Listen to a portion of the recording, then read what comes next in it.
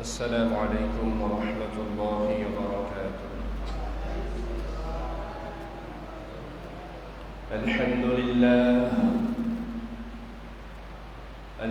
لله نحمده ونستعينه ونستغفره ونعوذ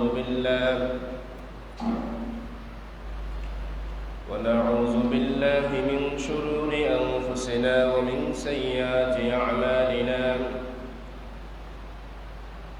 من يهده الله فلا مضل له ومن يضلله فلا هادي له. ونشهد أن لا إله إلا الله وحده لا شريك له. وأشهد أن سيدنا وسندنا وحبيبنا ومولانا محمدا عبده ورسوله الذي أرسله بالحق بشيرا ونذيرا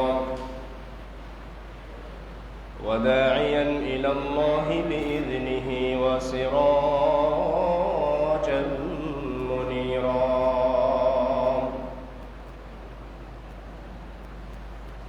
أما بعد فقد قال الله تعالى في كلامه المجيد والفرقانه الحميد: أعوذ بالله من الشيطان الرجيم. بسم الله الرحمن الرحيم.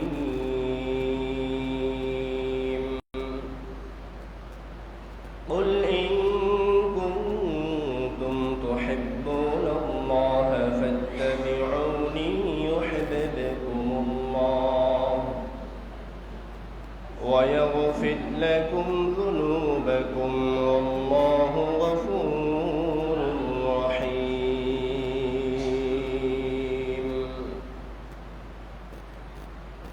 وقال تعالى في آية آخر: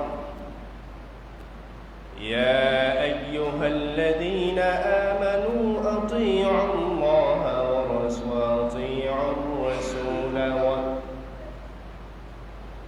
وأولي الأمر منكم. قال النبي صلى الله عليه وسلم: كل أمتي يدخلون الجنة إلا من أبى. قيل ومن أبى يا رسول الله؟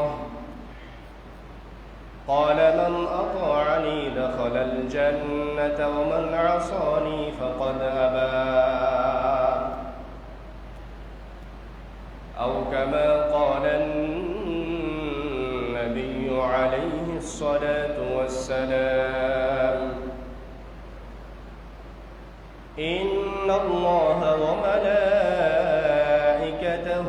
يصلون على النبي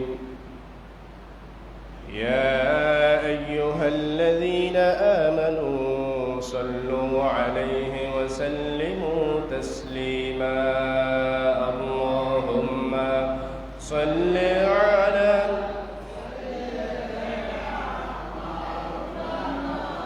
محمد وعلى آل سيدنا محمد. اللهم صل على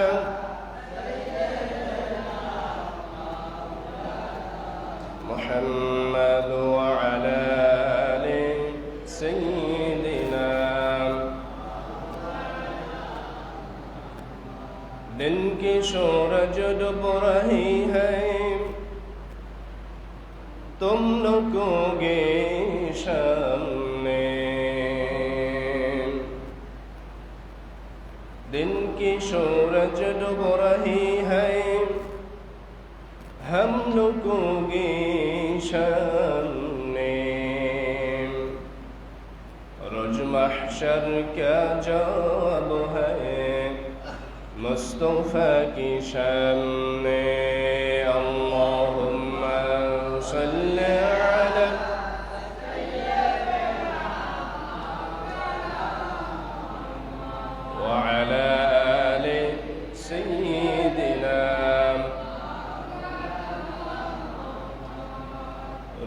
শাওয়াল মাস চলছে, নবীজির শুভাগমনের মাস।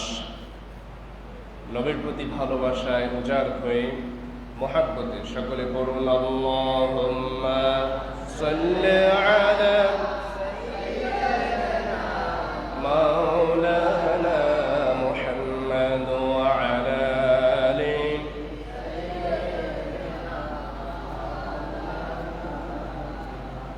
হুয়াল হাবিবুল্লাযী তুরজা শাফাআতুহু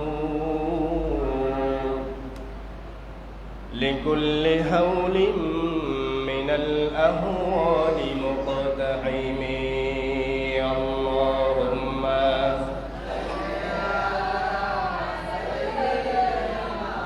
مولانا محمد وعلى آل سيدنا بلغ العلا بكماله كشف الدجى بجماله حسنت جميع خصاله صلوا عليه وآله بلغ العلا كشف الدجى بجماله حسنت جميع خصاله صلوا عليه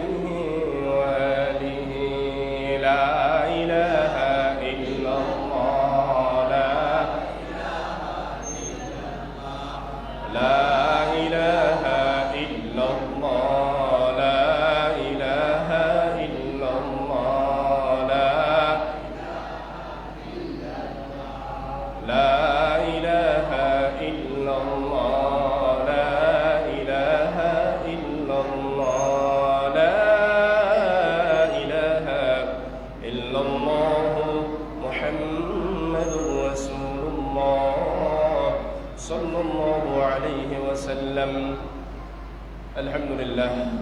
মুআজ্জাজ মুহতারাম, প্রিয় সম্মানিত মুসল্লিয়ান কিরাম, আল্লাহ সুবহানাহু ওয়া তাআলার দরবারে লাখ কোটি শুকরিয়া, যিনি আমাদেরকে দয়া করে, মায়া করে, মেহেরবানি করে, অনুগ্রহ করে, একান্তই মেহেরবানি এবং ফজল করমে পবিত্র রবিউল আউয়াল মাসের দ্বিতীয় জুমাতে আল্লাহ পাকের ঘরে আসার এবং বসার তৌফিক এনায়েত করলেন। প্রাণ খুলে মহান মালিকের দরবারে হৃদয়ের সবটুকুন ভালোবাসা, প্রেম, মহাব্বত, আবেগকে উজাড় করে দিয়ে কালিমাতুশ শুকর আদায় করছি আলহামদুলিল্লাহ। প্রিয় সম্মানিত উপস্থিতি, মাহে রবিউল আউয়াল মাসের দ্বিতীয় জুমা, আজকের 11 রবিউল আউয়াল আমাদের সামনে চলছে। আল্লাহ তাআলা আমাদেরকে দয়া করে, মায়া করে একটি বরকতপূর্ণ মাসে হায়াতকে দারাজ করে দিয়ে সালাতুল জুমা আদায়ের উদ্দেশ্যে রব্বে কারীমের ঘরে আজানের সাথে সাথে আসার জন্য তৌফিক এনায়েত করলেন। সুস্থ জ্ঞানে, সুস্থ মস্তিষ্কে, সুস্থ হায়াতের জন্য আরেকবার বলছি আলহামদুলিল্লাহ। প্রিয় সম্মানিত উপস্থিতি, রবিউল আউয়াল মাস হচ্ছে নবী আলাইহিস সালামের শুভাগমনের মাস। সুতরাং এই মাসে বেশি বেশি আমাদেরকে দরুদ শরীফ পাঠ করতে হবে, রাসূল করিম সাল্লাল্লাহু আলাইহি ওয়াসাল্লামের জীবনী সম্পর্কে জানতে হবে।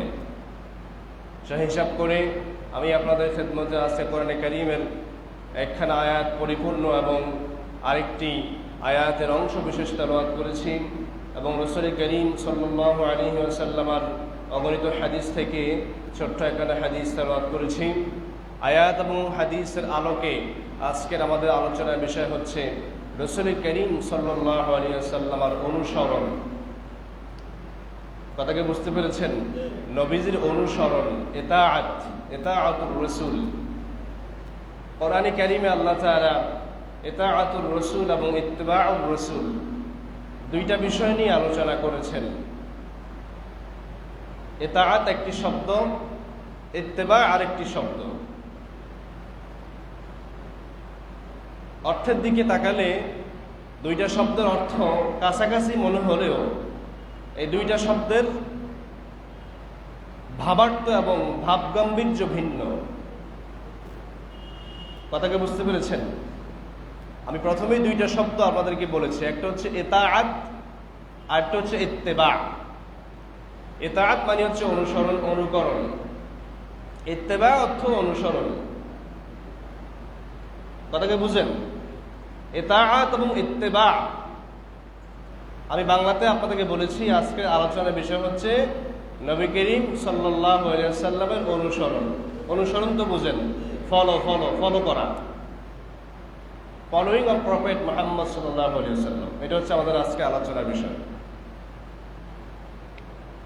কোরআনে কারিমে আল্লাহ তাআলা এই অনুসরণ শব্দটা দুইটা শব্দে বিশ্লেষণ করেছেন। একটা হচ্ছে ইতাআত আর একটা হচ্ছে ইত্তেবা। এই দুইটা শব্দেরই একই সূরাতে আল্লাহ তাআলা আলোচনা এনেছেন। সূরাতু আলে ইমরানের প্রথম দিকে ইত্তেবা শব্দ এনেছেন, আবার আরেকটু পরে গিয়ে ইতাআত শব্দটা এনেছেন। ইতাআত শব্দের বাংলা অর্থ হচ্ছে অনুসরণ, অনুকরণ করা।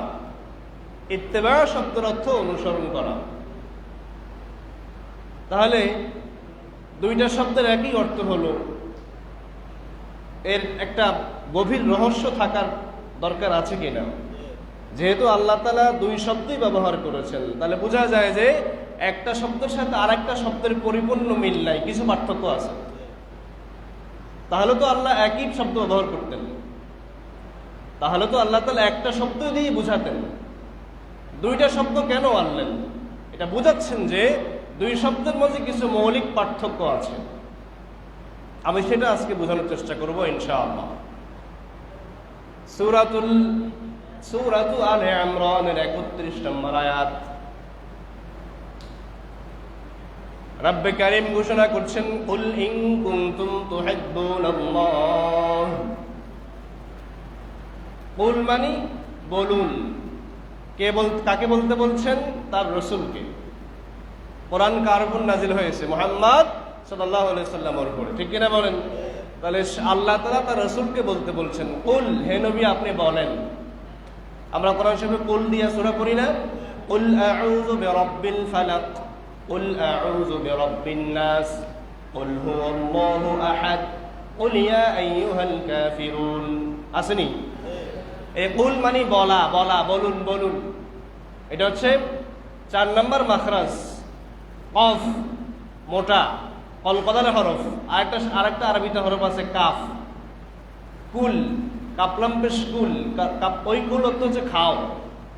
ওটাও কোরআন শরীফে আছে, ইয়া আইয়ুহাল্লাযীনা আমানু কুলু মিন তাইয়্যিবাতিল্লাহ, হে ঈমানদাররা তোমরা আল্লাহর রিজিক থেকে খাও, ভক্ষণ করো। তাহলে একটা হচ্ছে কুল আর একটা হচ্ছে কুল। রব্বুল আলামিন তার হাবিবকে বলছেন, কুল ইন কুনতুম তুহিব্বুনাল্লাহ। নবী হে আপনি আপনার উম্মতদেরকে জানায় দেন, যদি তোমরা আল্লাহর ভালোবাসা পেতে চাও। সুবহানাল্লাহ কয় না? পরিশেষে আমরা সবাই তো আল্লাহর ভালোবাসা, আল্লাহর সন্তুষ্টি চাই কিনা বলেন?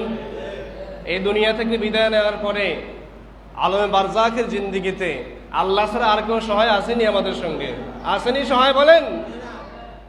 দুনিয়া আপনি অনেক মানুষকে অনুসরণ করতে পারেন, অনেক নেতা নেত্রীকে আপনি ফলো করতে পারেন, কিন্তু আপনার পরবর্তী আলমে বারজাখের জিন্দেগিতে আপনি একা। কথা বলেন ঠিক কিনা? সে সময় আল্লাহ ছাড়া আর কেউ সাহায্যকারী নাই। কুল ইন কুনতুম তুহিব্বুনাল্লাহ। নবী হে আপনি জানায় দেন আপনার উম্মতদেরকে। কি জানাবেন? ইন কুনতুম তুহিব্বুনাল্লাহ, যদি তোমরা আমি আল্লাহর ভালোবাসা পেতে চাও। আমরা আল্লাহর ভালোবাসা চাই কিনা? আল্লাহর ভালোবাসা চাই কিনা আমরা? ওয়াল্লাযীনা আমানু আশাদ্দু হুব্বান লিল্লাহ। সূরা বাকারা আল্লাহ বলছেন, যারা মুমিন তারা সবচেয়ে বেশি আল্লাহকে ভালোবাসে। সুবহানাল্লাহ বলেন। তাহলে মুমিনের চূড়ান্ত কামনা হচ্ছে, চূড়ান্ত চাওয়া পাওয়া হচ্ছে আল্লাহর ভালোবাসা, আল্লাহর সন্তুষ্টি অর্জন করে জান্নাত হাসিল করা, ঠিক কিনা বলেন? নবীকে আল্লাহ বলছেন, নবী হে আপনি জানায় দেন, আপনার উম্মতদেরকে জানায় দেন, যদি তারা আমি আল্লাহর ভালোবাসা পেতে চাই। এটা হচ্ছে তাদের আকাঙ্ক্ষা, তাদের চাওয়া, তাদের পাওয়ার ইচ্ছা। যে আল্লাহর ভালোবাসা চাই আমরা। তাহলে এখন আল্লাহর ভালোবাসা পেতে হলে কিছু করণীয় কাজ আছে কিনা, কিছু করা লাগবে কিনা, সেটাই আল্লাহ তাআলা বলছেন ফাত্তাবিউনি, আপনি তাদেরকে বলে দেন তারা যেন আপনাকে অনুসরণ করে। পড়েন না সুবহানাল্লাহ। এবার কি বুঝছেন নি কথা? আল্লাহর ভালোবাসা পেতে হলে অনুসরণ করা লাগবে কার? নবীজির। কথা ক্লিয়ার তো? এটুকু আল্লাহর ভালোবাসা পেতে হলে অনুসরণ করা লাগবে কার? নবীজির। এরপর আল্লাহ কি বলছেন? ইউহিব্বুকুমুল্লাহ, তোমরা যেই শর্তে আমার নবীকে অনুসরণ করতেছো, আমি আল্লাহর ভালোবাসা পাওয়ার আশাই তো নবীকে মানতেছো, তবে শোনো আমি আল্লাহ তোমাদেরকে ওয়াদা করলাম যদি তোমরা আমার রসুলের অনুসরণ করো, অনুকরণ করো, আমি আল্লাহ অবশ্যই তোমাদেরকে ভালোবাসবো। বলেন না সুবহানাল্লাহ। শুধু তাই নয়, সামনে আরেকটু আছে, ওয়ায়াগফির লাকুম যুনুবাকুম, তোমাদের দ্বারা যত গুনাহ হয়েছে, গুনাহ করেছো, সমস্ত গুনাহগুলো মাফ হয়ে যাবে। সুবহানাল্লাহ। তাহলে আমি বোঝাতে চাচ্ছিলাম যে ইত্তেবা, দুইটা শব্দ উল্লেখ করেছি, একটা হচ্ছে ইতাআত আর একটা হচ্ছে ইত্তেবা। ইত্তেবা শব্দের একটু ভিন্ন অর্থ হচ্ছে এটা, যে ইত্তেবা মানে হচ্ছে হুবহু অনুসরণ করা, অবিকল অনুসরণ করা। কথাকে বুঝছেন কিনা? হুবহু অনুসরণ, হুবহু অবিকল করা, হুবহু নকল করা, এটাকে বলা হয় ইত্তেবা। এতটুকু বুঝছেন কিনা ভাইরা আমার? বুঝেন কিন্তু আল্লাহ রসুলকে বিনা শর্তে কোনো প্রশ্ন ছাড়া নির্দ্বিধায় অনুসরণ করা লাগবে। পড়েন সুবহানাল্লাহ। এটা হচ্ছে ইত্তেবা। আল্লাহ রসুল যেভাবে চলেছেন, যেভাবে কথা বলেছেন, যেভাবে খেয়েছেন, যেভাবে হেঁটেছেন, যেভাবে পোশাক পরেছেন, অর্থাৎ আল্লাহ রসুল 3.5 হাত বডিতে রসুল সাল্লাল্লাহু আলাইহি ওয়াসাল্লাম যা কিছু করেছেন এটার নাম হচ্ছে ইত্তেবা। পড়েন সুবহানাল্লাহ। এই আল্লাহ রসুলের ইত্তেবা করলে লাভ হবে কি? আল্লাহর ভালোবাসা পাওয়া যাবে, আর 2 নম্বর হচ্ছে সমস্ত গুনাহগুলো মাফ হয়ে যাবে। বলেন না সুবহানাল্লাহ। এবার আসেন, আর 59 নম্বর আয়াত আল্লাহ কি বলছেন? সূরা আল ইমরান, একই সূরার 59 নম্বর আয়াত আল্লাহ বলছেন, ইয়া আইয়ুহাল্লাযীনা আমানু, হে ঈমানদাররা, আতিউল্লাহ ওয়া আতিউর রাসূল, তোমরা আল্লাহর অনুসরণ করো এবং আমার রাসূলের অনুসরণ করো। এদের বুঝছেন নি কথা? এবার আসেন যে হুজুর আল্লাহর অনুসরণ কেমনে করব? আমরা তো আল্লাহকে দেখি না। আল্লাহ তাআলা এটা আরেক জায়গায় ক্লিয়ার করেছেন, কোট করে স্পষ্ট করে দিয়েছেন, ওমাইয়ুতিআর রাসূলা ফাকাদ আতাআল্লাহ, যে ব্যক্তি আমার রসুলের অনুসরণ করলো সেজন্য আমি আল্লাহকে অনুসরণ করলো। বলেন না সুবহানাল্লাহ। তাহলে কথা ক্লিয়ার, নবীজির অনুসরণ করার মাধ্যমে কার অনুসরণ হয়? আল্লাহর। কারণ নবী সাল্লাল্লাহু আলাইহি ওয়াসাল্লাম নিজের ইচ্ছা মতো কোনো কাজ করেন নাই, কোনো কিছু বলেন নাই, জবান দিয়ে কোনো কিছু বের করেন নাই যতক্ষণ আল্লাহ নির্দেশ দিয়েছেন। করেন না সুবহানাল্লাহ। ওমা ইয়ানতিকু আনিল হাওয়া ইন হুয়া ইল্লা ওয়াহয়ু ইউহা। সূরাতুন নজমে আল্লাহ বলছেন, আমার রাসূল তার জবান থেকে কোনো কথা বের করেন না, কোনো কথা বলেন না যতক্ষণ না আমি আল্লাহ তাকে ওহী পাঠাই। চিৎকার মেরে বলেন না সুবহানাল্লাহ।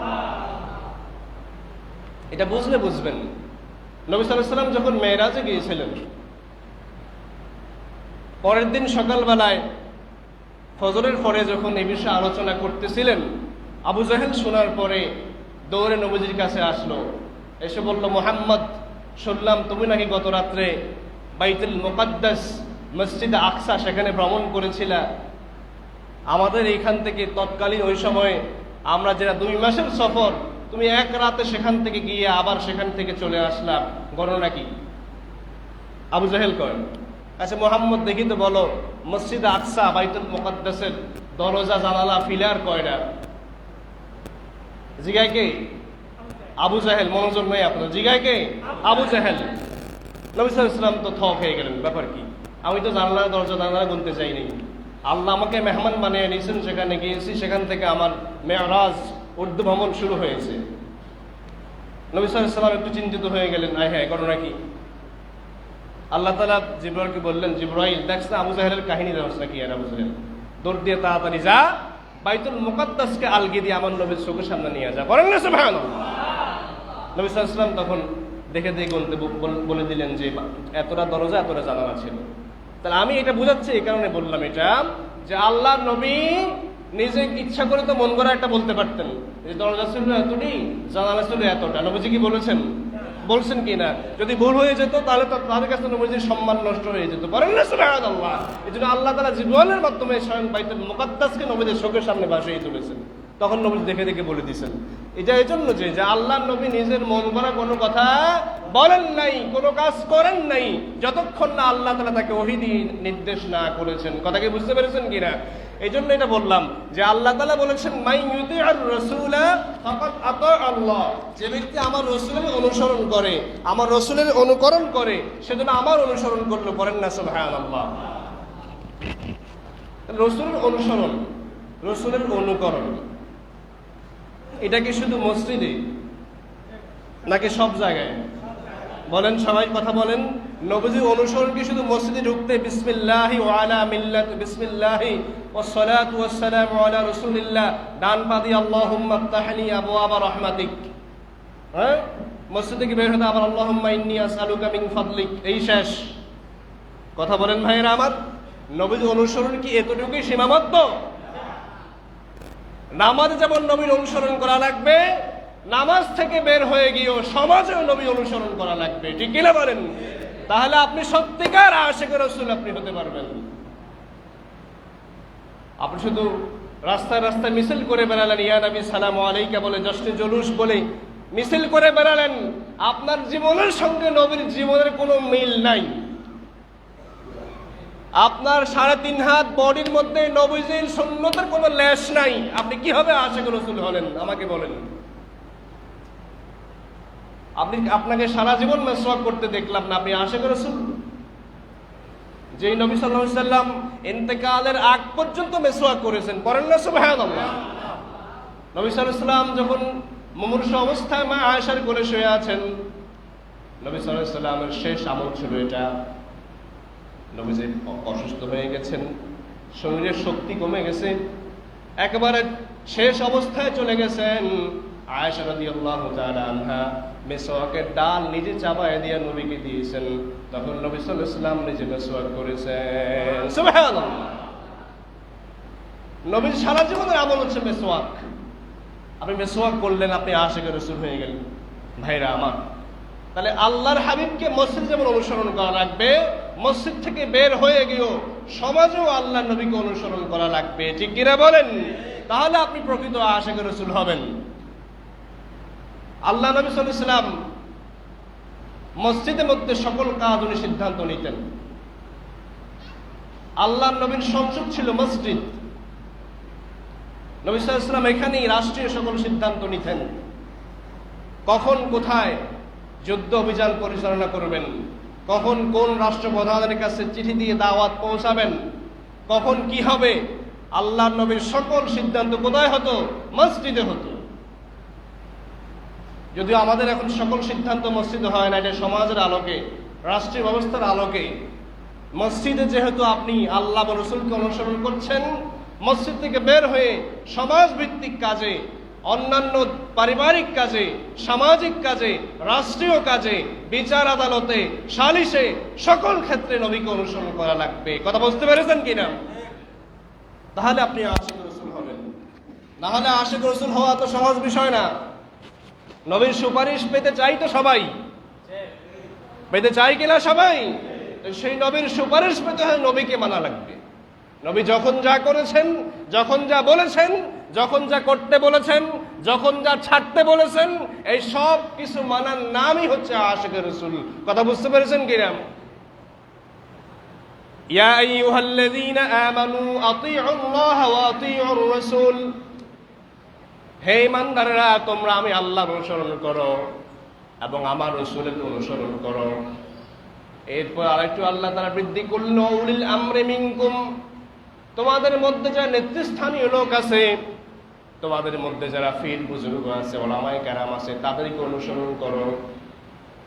এবার আপনারা খেয়াল করে শুনেন, আল্লাহ তাআলা প্রথম শব্দে আতিউল্লাহ বলেছেন, হে ইমানদারেরা, তোমরা আমার আল্লাহর অনুসরণ করো, ওয়া আতিউর রাসূল, আমার রাসূলের অনুসরণ করো। শেষে কিন্তু আতিউ শব্দ ব্যবহার করেন নাই। কথা কি বুঝেননি? মনোযোগ আসেনি? ঘুম যায়। ওয়া আতিউর রাসূলা ওয়া উলিল আমরি মিনকুম। খেয়াল করেন, আল্লাহ এবং রসুলের ক্ষেত্রে আল্লাহ তাআলা আতিউ শব্দ ব্যবহার করেছেন। আল্লাহ এবং রসুল বলার আগে আতিউ শব্দ ব্যবহার করেছেন, মানে ইতাআত ব্যবহার করেছেন। কিন্তু 3 নাম্বার যেটা বলছেন উলিল আমরি মিনকুম, এই শব্দ বলার ক্ষেত্রে আল্লাহ তাআলা আতিউ শব্দটা আনেন নাই, আতিউ শব্দটা ব্যবহার করেন নাই। কারণ কি? যে আল্লাহ তাআলা 3 শ্রেণী অনুসরণ করতে বলেছেন, আল্লাহ, রসুল এবং নেতৃস্থানীয় বর্গ, আলেম ওলামা, পীর বুজুর্গ, হক্কানি ওলামায়ে কেরাম, তাদের অনুসরণ করো। এই ক্ষেত্রে আল্লাহ তাআলা আতিউ শব্দ ব্যবহার করেন নাই। কারণ কি? কারণ হচ্ছে এটা যে আল্লাহ এবং তার রসুলের আনুগত্য হবে শর্তহীনভাবে। কথা কি বুঝেননি আমার? আল্লাহ এবং রসুলের আনুগত্য করার ক্ষেত্রে কোনো প্রশ্ন তোলা যাবে না, কোনো দ্বিধাদ্বন্দ্বে ভোগ করা যাবে না, কোনো কি বলে হীনমন্যতা ভোগ করা যাবে না। আল্লাহ এবং রসুলের কথাগুলো এক বাক্যে মেনে নিতে হবে। কথা কি বুঝছেন নি আমার? তো হুহা কন্যা যে আল্লাহ এবং রসুলের কথাগুলো বিনা শর্তে, বিনা দলিলে, বিনা যুক্তিতে মানা লাগবে। কথা বুঝছেন কিনা?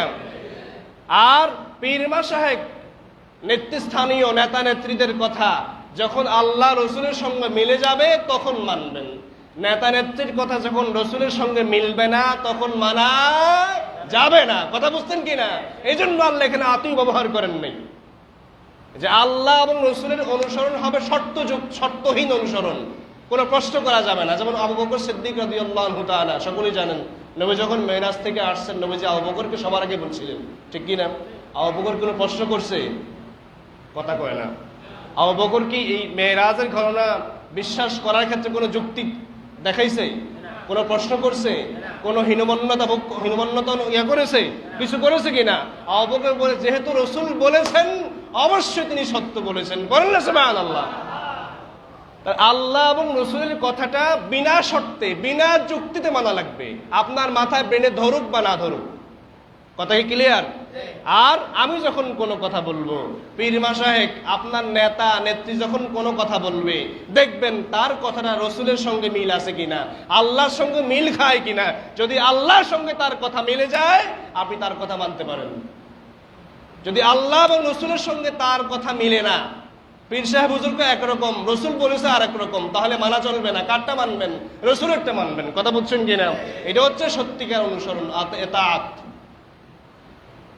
তাহলে ভাইয়েরা আমার, আজকে আলোচনা এতক্ষণ পর্যন্ত যা করলাম, এই আনুগত্য, রসুলের আনুগত্যের ক্ষেত্রে আমরা কি বুঝলাম? যে রসুল করিম সাল্লাল্লাহু আলাইহি ওয়াসাল্লামের আনুগত্য হবে শর্তহীনভাবে, বিনা যুক্তিতে মানা লাগবে। রসুলের আনুগত্য করার ক্ষেত্রে কোনো প্রশ্ন করা চলবে না। যেমন আল্লাহর নবীর কোনো এক সাহাবী রাদিয়াল্লাহু আনহু, নবী সাল্লাল্লাহু আলাইহি ওয়াসাল্লাম মসজিদের ভিতরে সাহাবায়ে কেরামদেরকে বসতে বলেছিলেন। ওই সাহাবী তখনও মসজিদের ভিতরে ঢোকেন নাই। ওনার এক ডান পা ছিল মসজিদের ভিতরে, বাম পা ছিল বাহিরে। কথা কি বুঝেননি? আল্লাহর হাবিবের আওয়াজ যখন তার কানে গিয়েছে, বসে যাও, ওই সাহাবী রাদিয়াল্লাহু আনহু ওখানেই বসে গিয়েছেন, বাম পা ভিতরে না দিয়া ডান পা ভিতরে, বাম পা বাহির, ওই অবস্থায় বসে গিয়েছেন। করেন না সুবহানাল্লাহ? এটা কি বুঝছেন কিনা? এটা হচ্ছে রসুলের অনুসরণ। যে আল্লাহ নবী যেহেতু বসতে বলেছেন, সুতরাং কোন অবস্থায় আছে এটা দেখার বিষয় না, উনি তখন ওই অবস্থায় বসে গিয়েছেন। পড়েন না সুবহানাল্লাহ? যেমন দেখেন, নবী সাল্লাল্লাহু আলাইহি ওয়াসাল্লাম যখন মদিনা শরীফে হিজরত করলেন, হিজরত করার প্রায় 1.5 বছর থেকে আরেকটু বেশি, 16 কিংবা 17 মাস, এই 16-17 মাস পরে কিবলা, মুসলমানদের কিবলা পরিবর্তন হলো। নবী সাল্লাল্লাহু আলাইহি ওয়াসাল্লাম আগে বাইতুল মুকাদ্দাসের দিকে ফিরে নামাজ পড়তেন। নবীজি মনের বড় আকাঙ্ক্ষা ছিল কাবাকে নবীজি কিবলা বানাবেন।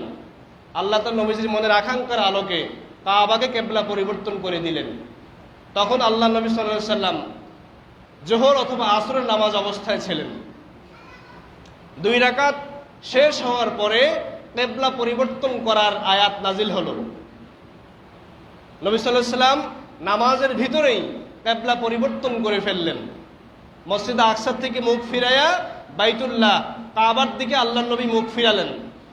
ওই সময় সাহাবায়ে কেরাম যারা নবীজির পিছনে নামাজ পড়তেছিলেন, এক অংশ নবীজিকে দেখে তারাও কিবলা পরিবর্তন করে ফেলেছেন, সুবহানাল্লাহ বলেন। আরেক অংশ কিবলা পরিবর্তন করেন নাই, তারা আগের অবস্থায় ছিলেন। নবী সাল্লাল্লাহু আলাইহি ওয়াসাল্লাম তাদেরকে জিজ্ঞাসা করলেন যে তোমরা কেন পরিবর্তন করলা? সাহাবীরা বলল, হুজুর আপনি করেছেন তাই আমরা করেছি, বলেন না সুবহানাল্লাহ। আরেক দলকে বলল, তোমরা কেন করো নাই? বলে, হুজুর নামাজের ভিতরে হঠাৎ করে কিবলা পরিবর্তন হয়ে গেছে, এটা বুঝতে পারি নাই, এই জন্য আমরা আপনার নির্দেশের অপেক্ষায় ছিলাম, এই জন্য আমরা আগের অবস্থায় ছিলাম। নবী সাল্লাল্লাহু আলাইহি ওয়াসাল্লাম বললেন যে তোমরা উভয় দল ঠিক করেছো। কথা বুঝতে পেরেছেন কিনা? তার নবীজির অনুসরণটা কি বুঝতেছেন কিনা? যে নবী সাল্লাল্লাহু আলাইহি ওয়াসাল্লাম নামাজের ভিতরে কিবলা পরিবর্তন করেছেন, সাহাবায়ে কেরামরা কোনো কথা ছাড়া তারাও কিবলা পরিবর্তন করে ফেলেছেন, সুবহানাল্লাহ বলেন। এটা হচ্ছে নবীর অনুসরণ। ভাইরা আমার, সাহাবায়ে কেরাম রাদিয়াল্লাহু আজমাইনগণ আল্লাহর হাবিবকে যেমন অনুসরণ করেছেন, নবীর জন্য জীবন উৎসর্গ করতে কোনো প্রশ্ন করেন নাই। হ্যাঁ, সাহাবায়ে কেরামদের মতো যদি আপনি অনুসরণ করতে পারেন, নবীকে ভালোবাসতে পারেন, শুধু মুখে মুখে নবীর ভালোবাসা এটা জসলেই হবে না, এটা বললেই হবে না, আপনার আমলের মাধ্যমে, আপনার কাজে কর্মে নবীর ভালোবাসা প্রমাণ করা লাগবে। কথা বুঝছেন কিনা? আপনি যখন রবিউল আউয়াল মাস আসলে নবীকে ভালোবাসেন, নবীর জন্য দরুদ পড়েন, নবীর আলোচনা শুনেন, নবীর সিরাত থেকে আলোচনা শুনেন, সারা বছর নবীকে ভালোবাসা লাগবে। আবার যখন নবীর বিরুদ্ধে কেউ কোনো কুচ্ছারটনা করবে, নবীর চরিত্রে আঘাত করবে, তখন আপনাকে প্রতিবাদ করতে হবে। কথা বুঝছেন কিনা? আপনি তখন কম্বল নিচে ঘুমায় থাকলে আপনি আশিক রাসূল হতে পারবেন না। বাংলাদেশে এই শ্রেণীর আশিক রাসূল বেশি। নবীর বিরুদ্ধে যখন গালি দেয় তখন তারা সব 3-4টা কম্বল লেপ, খাতা কম্বল গাড়িয়ে ঘুমায়। রবিউল আউয়াল মাস আসলে আশিকের ঠেলায় আর হাঁটা যায় না। ভাইরা আমার, এটা প্রকৃত আশিক রাসূলের পরিচয় নয়। আশিক রাসূল দেখা যায়, আশিক রাসূলকে ভাড়া করে নিয়ে আসা হয় পাকিস্তান থেকে বাংলাদেশে। ওই আশিক রাসূলের টাকনুর নিচে কাপড় থাকে, ওই আশিক রাসূলের দাড়ি নাই, দাড়ি ছোট, দাড়ি কাটে। বলেন তো এটা কি আশিক রাসূল হতে পারে? বলেন। যে দাড়ি, সমস্ত নবীদের সুন্নত হচ্ছে দাড়ি। নবী সাল্লাল্লাহু আলাইহি ওয়াসাল্লাম দাড়ি রাখতে আদেশ করেছেন, কাটতে নিষেধ করেছেন, কিন্তু আশিক রাসূলদের জবানে দাড়ি নেই। কথা বুঝছেন কিনা ভাইরা আমার? এরকম আশিক রাসূল হলে চলবে না। প্রকৃত আশিক রাসূল হওয়া লাগবে। আশিক রাসূল হওয়া লাগবে হযরত ওমর ফারুকের মতো, আশিক রাসূল হওয়া লাগবে আলী রাদিয়াল্লাহু আনহুর মতো, আশিক রাসূল হওয়া লাগবে আবু বকর ওসমান রাদিয়াল্লাহু মতো হওয়া লাগবে আশিক রাসূল। তাহলে আপনি নবীর শাফাআত পাবেন। সর্বশেষ হাদিস, নবী করিম সাল্লাল্লাহু আলাইহি ওয়াসাল্লাম বলেছেন, কুল্লু উম্মতি ইয়াদখুলুনাল জান্নাহ। এটা আরেকদিন হয়তো বলেছিলাম, নবী সাল্লাল্লাহু আলাইহি ওয়াসাল্লাম ইরশাদ করেছেন, আমার সমস্ত উম্মতগুলো জান্নাতি। বলেন না সুবহানাল্লাহ। ব্যাকরণ সুবহানাল্লাহ করেন না। আপনি নবীর উম্মতের বাহিরে, আপনি নবীর উম্মতের বাহিরে, তো সুবহানাল্লাহ কইলেন না যে? নবীজি বলেছেন, কুল্লু উম্মতি ইয়াদখুলুনাল জান্নাহ, আমার সমস্ত উম্মতগুলো জান্নাতি। পড়েন না সুবহানাল্লাহ। এমনও ব্যাকরণ সুবহানাল্লাহ কয় না। আপনি নবীর উম্মতের বাইরে, তো সুবহানাল্লাহ কইলেন না? কুল্লু উম্মতি ইয়াদখুলুনাল জান্নাহ, নবীজি ইরশাদ করছেন আমার সমস্ত উম্মতগুলো জান্নাতি। পড়েন সুবহানাল্লাহ। এবার ঠিক আছে। এবার নবী সাল্লাল্লাহু আলাইহি ওয়াসাল্লাম একটু ব্রেক লাগিয়ে দিলেন, ইল্লা মান আবা। তোমরা তো সুবহানাল্লাহ কইয়া খুশি হয়ে গেছো, বাকি জান্নাতি। নবীজি কয়, না না, সবাই ন, আবা যারা তারা জান্নাতে যাবে না। আবা যারা তারা জান্নাতে যাবে না। কিলা ওমান আবা ইয়া রাসূলুল্লাহ।